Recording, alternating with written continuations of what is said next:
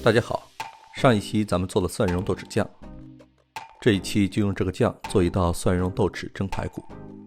这道菜非常简单，10几分钟就做好。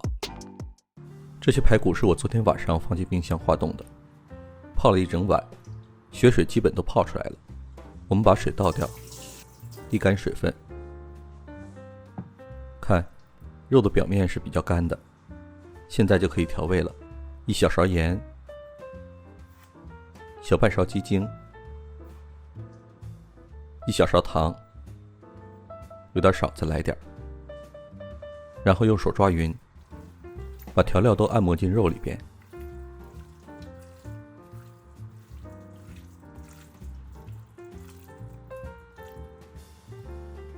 像这样就差不多了。现在给点白胡椒粉，再来2大勺淀粉，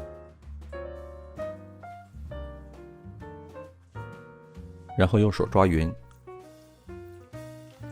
刚开始会觉得淀粉有点多，没关系，只要继续抓拌，淀粉就会渗入进肉的纤维里。一旦开始加热，肉纤维里的水就会被淀粉锁住，这也是排骨软嫩多汁的关键。看，完全看不到干淀粉了，这样就可以了。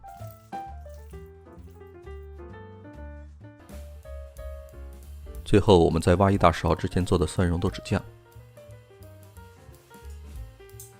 轻轻地拌进去，尽量不要过分搅动，这样排骨就不会被豆豉完全染黑。好了，现在装盘，准备进蒸锅。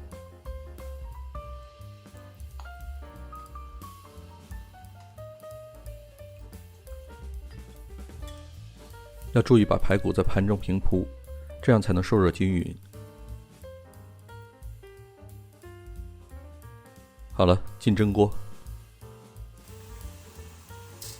水开后放进去，盖上蒸12分钟，全程大火。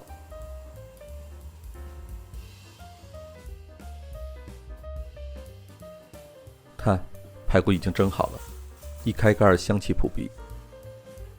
这时候我们给它些彩椒片，然后盖上，用余热焖10几秒。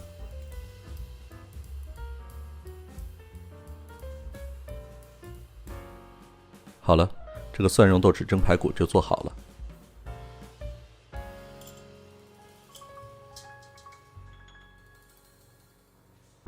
怎么样，够不够快？把排骨蒸熟10几分钟就够了，但不要少于10分钟，也不能太长时间。超过20分钟，肉的纤维会继续缩紧，挤出更多水分，淀粉也挡不住，排骨反而会变柴，咬不动。谢谢大家观看，下期我们还用这个豆豉酱整一个豉汁蒸鱼，记得关注收看哦。